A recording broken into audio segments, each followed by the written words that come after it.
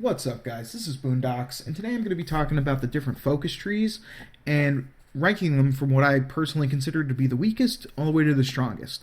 And again, this is my personal opinion, so it's not going to reflect everybody's in the game, but from the limited research I've done, it does kind of match the population at large. So, what am I really going to focus on when talking about these? The passives. The reason being, if I check out Zeneric right quick, I kind of talked this about my video the other day. Passives, after using your ability once, stick with you for the rest of the mission, whereas your activated abilities will still increase your timer, but you only gain the benefit from them whenever you use your ability. So it's nowhere near as good in the long run because, right here, I only get to use this ability once every 3 minutes and 15 seconds, but the effect only lasts for 20 seconds. So I use it once, then have to wait 3 more minutes before getting that power spike. Whereas if I just focus on passives, I wait my timer out, even if I were to max out all my passives to 4 minutes. All I have to do is wait on that timer, and then I would have my power spike for the rest of the mission. So I'm going to focus purely on the passives with the exception of one particular tree. With that being said, I'm going to start with the weakest. Oh, one more quick thing. I'm not going to talk about the tree mastery because it's the same with all of them. They start off at a 15-second cooldown reduction, increasing up to 75% or 75-second cooldown reduction. So the weakest tree, in my opinion, is Uneru. What does Uneru do? Well, first of all, it's a CC type thing for tanks, starting with Basilisk Flare. So Basilisk Flare, it channels a beam that will turn all enemies into stone for 20 seconds. The problem is Zeneric does this better as it has just a wave and a big cone that goes out and will still... Shut up. Thanks, Lotus. So Zeneric just does it better with the wave and the cone, hits more enemies and so forth. So the first ability, as far as the passives are concerned, Stone Shape, I don't like it. Why? Well, it's going to increase your total armor on your frame, starting at 5%, going up to 12%, which sounds decent, but you have to remember that because it's a percentage-based game, and most frames have less than 100 armor, they're going to gain almost no armor in general. Even, Even Valkyrie, who has 600 base armor, she's going to go up to, an additional 72? Not that great for me. So I'm going to bypass having Stone Shape. As far as the other two abilities are concerned, well, Mighty Blows would be amazing if it's stacked. At max level, this is going to strip away 15% of an enemy's armor for 10 seconds. Now, if that was a stacking debuff, going from 15, say they had 100 armor, they would drop down to 85. If another hit took off another 15% of that 85 and continued like that, then this ability would be amazing. I'm not sure if it works that way, and I haven't been able to find any play testing of it. So as of now, I'm just kind of wary of focusing on that as being amazing. Then we have Medusa Skin. This causes any melee attack against you to have a chance of petrifying that melee attacking enemy. Now, this can get increased up to a 50% chance, so 1 in every 2 melee attacks, right? Pretty decent. The problem is, not all enemies are going to come into melee range and try to attack you like that, unless you have a Loki with you. So, with a Loki, this could be really cool. Fortunately, a Loki's really squishy, so you'd want another type of tank character that would take Uneru to begin with, and then have a Loki to disarm everybody. So, the problem is, right now, they don't have any, threat-generating tank abilities like they used to. If they were to make a character that focused on having a shit ton of armor, more than Valkyrie, imagine, starting armor of 1,000, and then low everything else, except, had, taunting abilities, something to increase your threat like crazy, Medusa Skin and Uneru would be amazing on that type of character. But until one of those really exists, it's kind of hard to say go with Uneru, and that's why I consider it the weakest. Next, in my opinion, is Vizarin. Vizarin's a weaker healing tree than, well, it's the only healing tree, but it's a weaker heal than all the frames that can heal. Especially Trinity. Trinity is a one button press for max shields, max health. And for Zarin, if you wanted to increase your shield recharge or your shield heals at all, you'd have to go into strength and defenses way over here. And I've already talked about how the activateds kind of suck. So, unleash 5 waves of restorative energy over 10 seconds, granting 250 health per tick. Well, that's good and all, except it's only at a 10-meter range, and meanwhile, the enemies are still running around, because this doesn't have any controlling effects or damaging effects unless you spec into it. Then we're going to look at the passives, starting with Disciplined Approach, which I actually consider to be one of the worst passives in the game, as Mending Tides will just increase the range that affinity from kills is shared amongst allies up to 17 meters. I don't care. I'm usually close enough to my teammates to begin with. I like to play supporty frames or kind of grouping up to help the team in general. And this only benefits you if you spread out. I mean, look at Draco, for instance. You can be on one side of Draco to the other and still gain all the affinity. So for me, Disciplined Approach, as it's currently written up, is not powerful enough.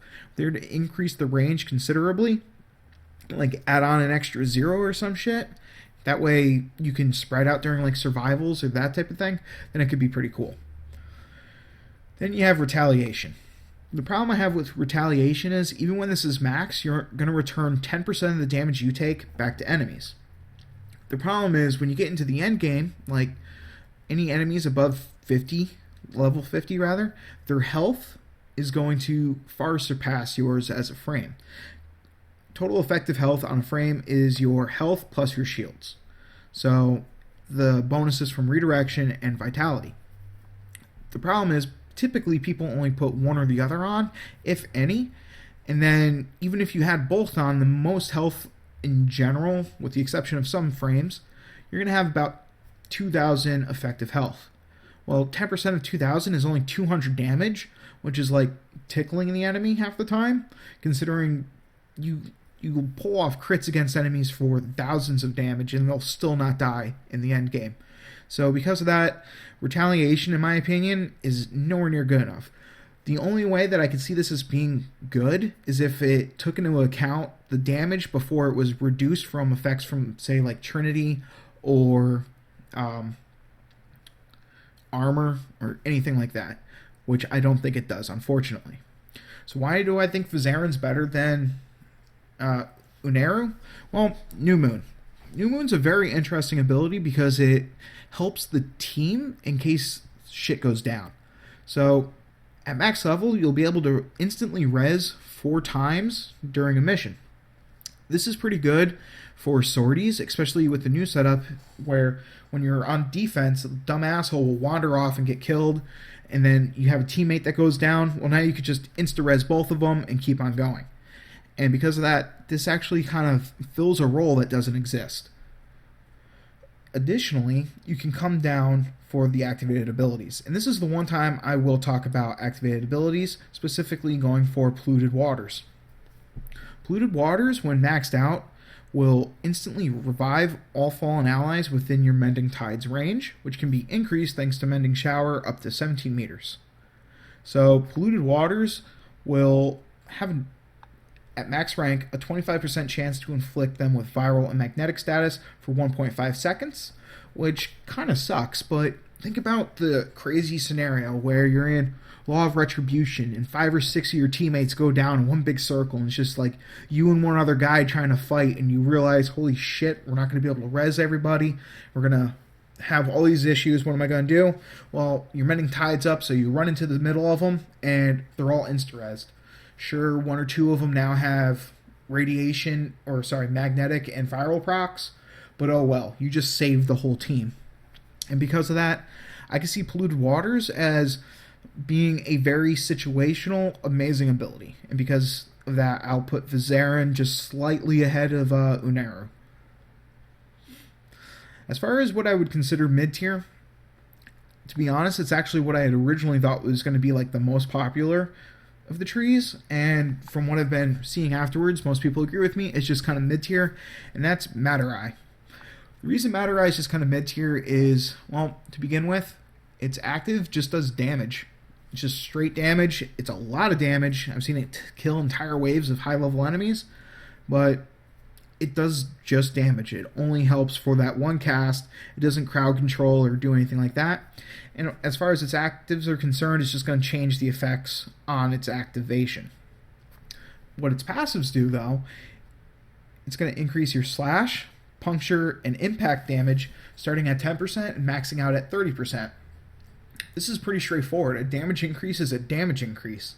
And there's no two ways to look at that. When you have this maxed out, you're going to gain 30% of increase to all your physical damages. That's pretty damn good. The only downside being that in this game, a lot of your damage comes from your different elemental procs that you get against the proper enemies. For instance, knowing that radiation does more damage against Grenier, and fire gas does more damage against infested, while cold and magnetic do more against Corpus. Well, you're not going to gain any buffs to those types of damages from this. You're just going to get your different physical damage. But again, this is still pretty beneficial, as puncture is stronger against Grenier, slash is stronger against infested, and impact is stronger against Corpus. So it's just a straight damage increase, but it doesn't really help you in the long run, and it's not something that you're really going to feel as you're playing. And that's something that you actually get with the last two trees in the game. When you activate them, you have a feeling of a power increase. So, Naramon and Zeneric, the last two.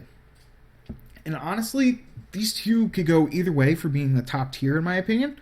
And I'm going to choose Zeneric as my number 2 for one reason. Naramon's just more fun to play with. Now, Zeneric is pretty damn powerful. Why? Well, for one ability and one ability only, energy overflow. Once you max this out, you're going to gain 4 energy per second returned to you for the entire remainder of the mission. And that becomes kind of ridiculous. So any caster mage, even things like Frost, which you wouldn't necessarily think is a major caster as much as the tank, well, now he becomes a mage frame. Just like Mag or Nova or Saren. And you could just constantly spam these abilities over and over again and not really have to worry about energy pickups anymore. And that becomes amazing, especially during like a defense mission where the energy spheres, the energy pickups are laying all over the place, but you're too weak to run out and grab them. Well, now you could just activate your energy overflow and you're good to go. So, as far as its other passives are concerned, though, not very good. For instance, Systemic Override, that's not even a passive. It says passive, but it increases your effectiveness of abilities by 20% for 15 seconds. 15 seconds. So therefore, you have to wait again to reactivate it. That's no longer a passive, that's an active. Just like these two pieces of shit up here, which only last for 5 seconds. But, yeah, it's stupid. I don't know why they say this is a passive. It's clearly not. And then Energy Spike. I have no idea how this fucking thing works. I wish I did. It sounds interesting. Where Void Pulse causes energy orbs to restore energy to allies within 4 meters for the duration of the mission. I don't know if that means like their energy orbs that they haven't picked up, or my energy orbs that they can't even see. I don't know how it works. I can't find out how it works. If anyone knows, please send me a message, because holy crap. If it was as powerful as my energy orbs that I don't pick up, restoring energy, holy shit, that would be ridiculous. I would turn off my fucking... I would never bring a carrier with me on any type of support frame where I was going to be running Zeneric. So, that leaves Naramon as the most powerful in my opinion. What does it do? Well, first, its activated ability. It's going to cause a wave to come out from you, similar to Zeneric, which raises the enemies. This is instead going to confuse them. They're going to run around like dumbasses, attack each other, all that standard bullshit. So it's not the best, but it's whatever. The main thing is trying to get to those passives, which are amazing, starting with Strategic Execution. Not all that amazing. What this is going to do, it's going to increase the affinity you gain all the way up to 25%, but only if you kill an enemy with your melee weapon. Now, this could be really good if you're trying to focus farm, because you could have Naramon active, slap on whatever melee weapon you want to go with, go on to a stealth mission, and just keep chaining melee stealth kills back to back to back, and max out your focus real fucking quick. That's one possible path. But outside of that, this ability is really only here as a gateway to the other two. So first we're going to talk about Deadly Intent. This is going to increase your critical strike chance of your melee weapons, starting at 15% going up to 30%. Now, even at 30%, like what's generally considered a good critical chance melee weapon is 20% base crit. So once you add on another 30, that's really only a 6% increase, but still, any extra crit chance is amazing, especially because it synergizes so well with what makes Naramon one of the best trees in the game, and that's Shadow Step. Shadow Step starts at only 5 seconds, but will max out at 10 seconds, where every time you inflict a critical, you're going to turn invisible. So at max rank, you're going to be invisible for 10 seconds. During that time, you can run around getting more stealth crits against enemies, getting crazy amount of stealth affinity bonus. Oh, by the way, when you're in stealth, you get a 8 times melee damage multiplier. So yeah, Naramon is amazing for this stealth melee gameplay, and it effectively works on any frame, assuming you want to be a melee character. Even more so, it works amazingly well on, say, Excalibur. Though your energy waves from Exalted Blade are going to not give you the proper stealth multiplier, you're still going to get crits off that, which are going to activate this passive.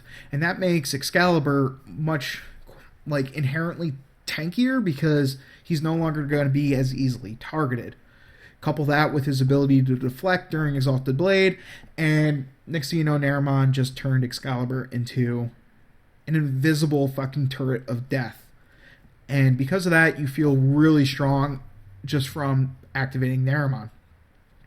So, in my opinion, that's all the trees from weakest to strongest.